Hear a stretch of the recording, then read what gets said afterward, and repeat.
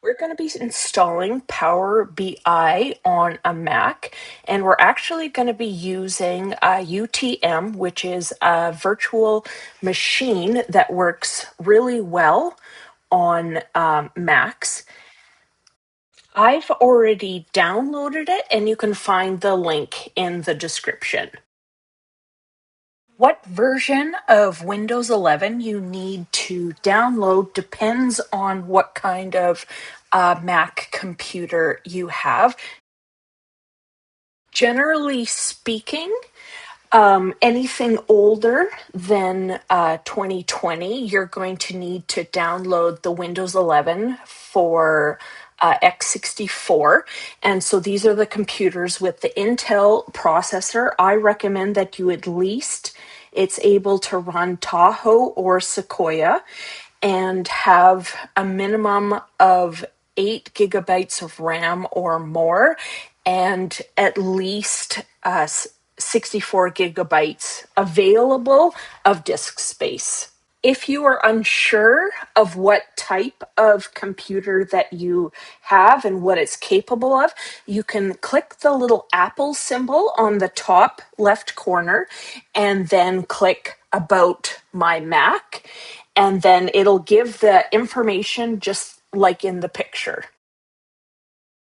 If your computer is one of the ones listed here, you're actually going to be downloading Windows 11 for ARM-based PCs, and we're actually going to be downloading it directly from the Microsoft website.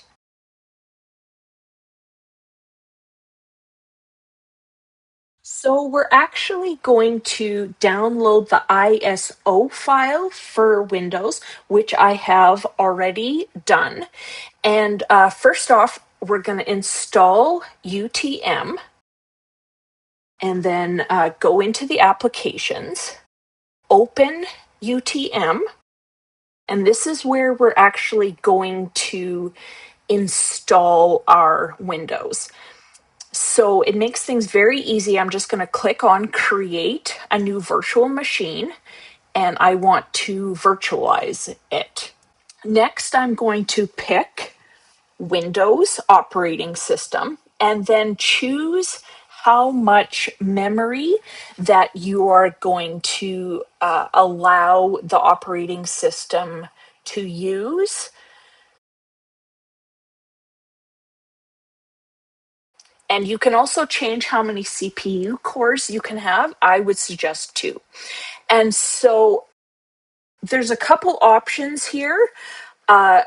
Since we've already downloaded the ISO image, we can just browse and find where it's saved.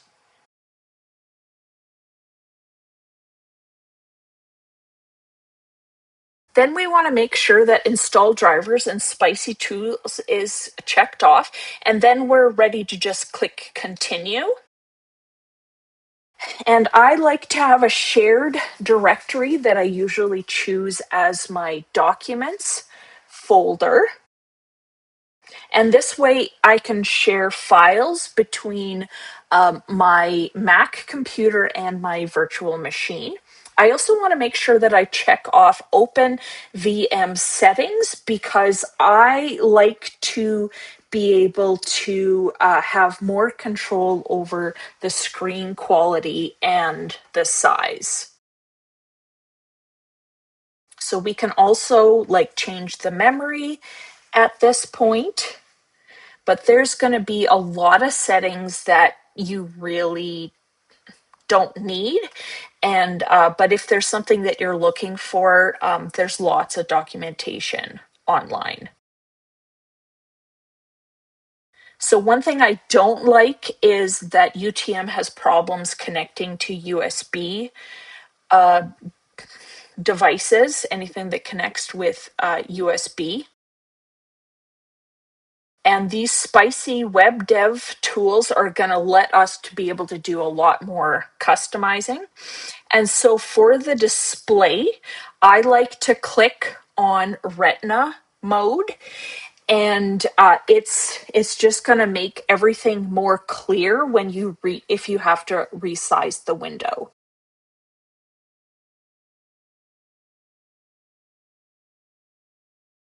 So for internet connection, the virtual machine is actually going to act like it's connected to Ethernet. And besides that, that's kind of all I do for settings. And then I can just click save, and then I'm ready to begin the installation. And all I have to do is just click the play button, and then it's going to start installing Windows for me. So this happens to me every time that I don't know why it has such a small window. And so I kind of miss the chance to be able to choose that my what my virtual boot drive. So if that happens to you, just close the window and start the process again. Otherwise, just know as soon as it starts, just click the space bar like any key. So I'm going to click the space bar, and then it's going to actually start to boot from that ISO file that we had originally downloaded.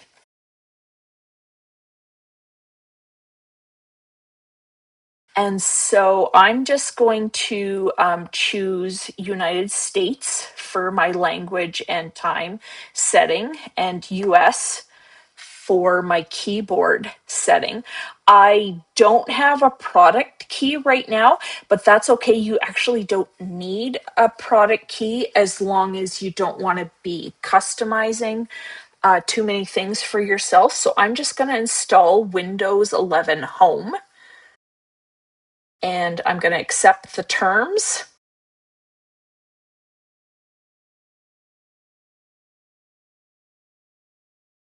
And then I'm going to just click next now that I have. And so it's going to start the installation process. That's going to take it's going to take quite a while, and your little window for UTM it may kind of like restart and reboot several times, but there isn't anything that you need to do about that.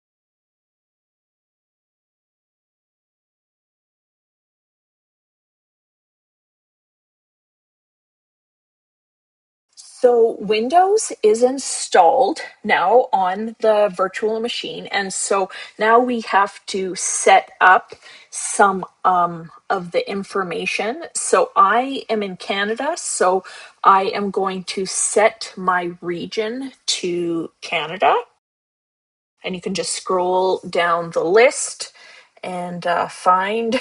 You will see that it takes a second to get used to. The scrolling up and down because it's kind of opposite of a Windows computer. So I had blown right past Canada,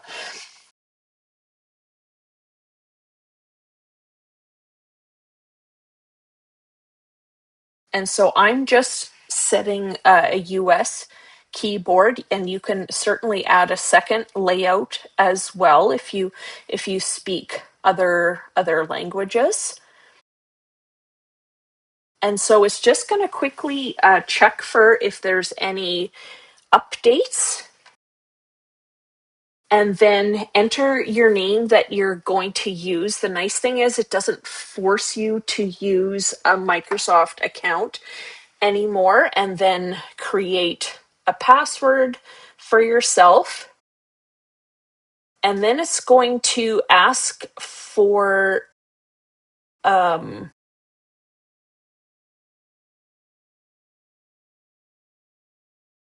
Then enter 3 security questions and then click Next.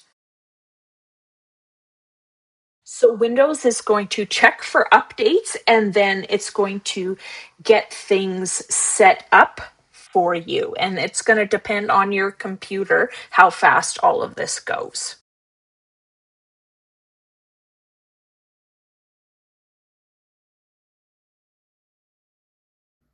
After things are set up, it's going to prompt you to install the UTM guest tools, and this is going to let us be able to customize our experience in our virtual machine. So I'm just going to click Next and agree.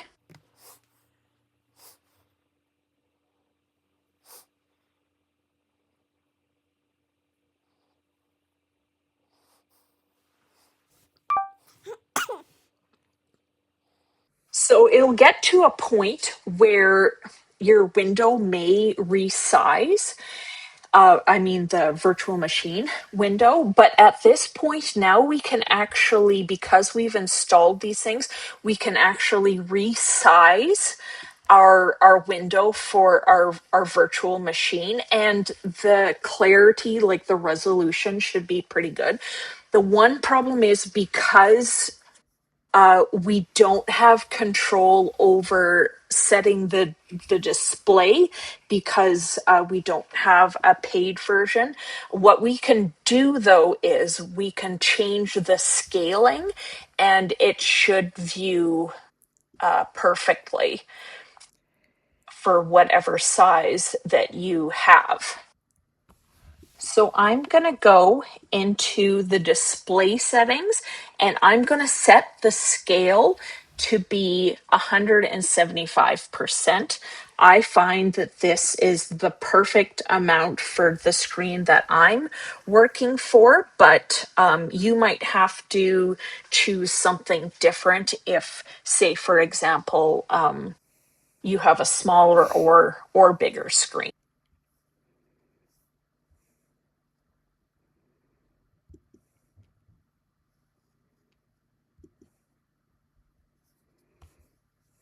Next, you're going to, in the little search bar at the bottom, you're going to search for Microsoft Store.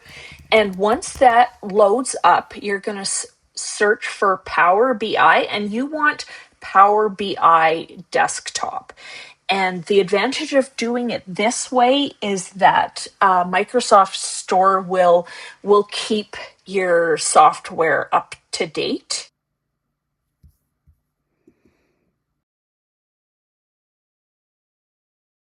While I wait for Power BI to install, I'm actually connecting my OneDrive account to this virtual machine because I find Power BI works better when your source files are in OneDrive than if you have them in your shared drive. For some reason, it has a hard time connecting, and it's sometimes the source files disconnect. Now that my OneDrive account is connected, I have a little bit of setting up to do, but there's a bunch of settings that you can just ignore. So I'm not going to worry about backing up to this PC. So I'll just click, I'll do it later, because everything's going to be saved on OneDrive, so you don't really need to.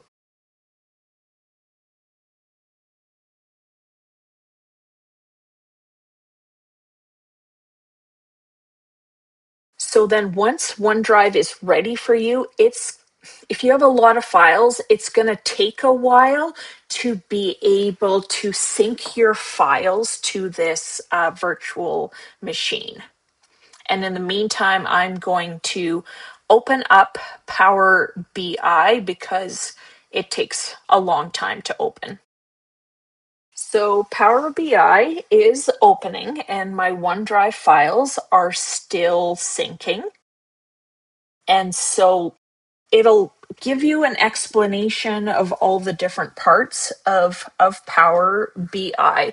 But if you notice where it says recent, right now nothing is showing up because I haven't connected Power BI to my Microsoft account. And so I just sign in, and then my OneDrive files and my Microsoft account are going to be connected to Power BI. So my OneDrive is synced, and I'm signed into Power BI. So now I can finally open up any files, Power BI files, or I can connect any sources to this particular virtual machine. Because UTM is running an operating system, we actually have to shut down Windows within the virtual machine before we can close UTM.